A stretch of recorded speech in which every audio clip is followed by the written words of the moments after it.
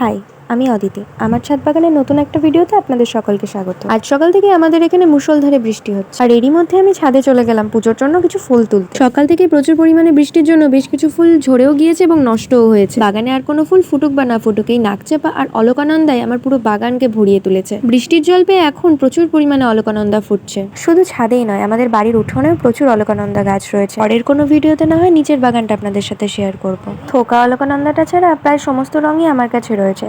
আপনাদের কাছে কি কি রং রয়েছে আমাকে কিন্তু কমেন্টে জানাবেন। শীতকালের আগে পর্যন্ত এই হলুদ রঙের অলকানন্দাটি ফুল দিয়ে থাকে। এই দেখুন, একটা ফুল ঝরেও গিয়েছিল। যাই হোক, সেটাও তুলে নিলাম। প্রচণ্ড পরিমাণে বৃষ্টি হওয়ায় ছাদ বাগানে যে সমস্ত পদ্ম ফুটেছিল তার বেশিরভাগটাই নষ্ট হয়ে যাচ্ছে। বৃষ্টি কমলে গাছগুলোতে একবার ফাঙ্গিসাইড হিসেবে সাফ স্প্রে করে দেব।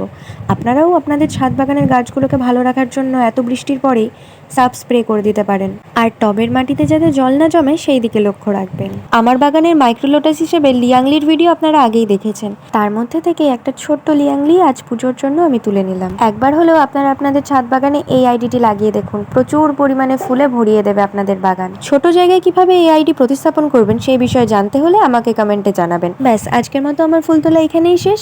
দেখুন কি সুন্দর লাগছে এক সাজি ভর্তি ফুল। দেখা হচ্ছে পরবর্তী কোনো ভিডিওতে। ভিডিওটি ভালো লাগলে লাইক, কমেন্ট, শেয়ার করে চ্যানেলটি সাবস্ক্রাইব করে দেবেন।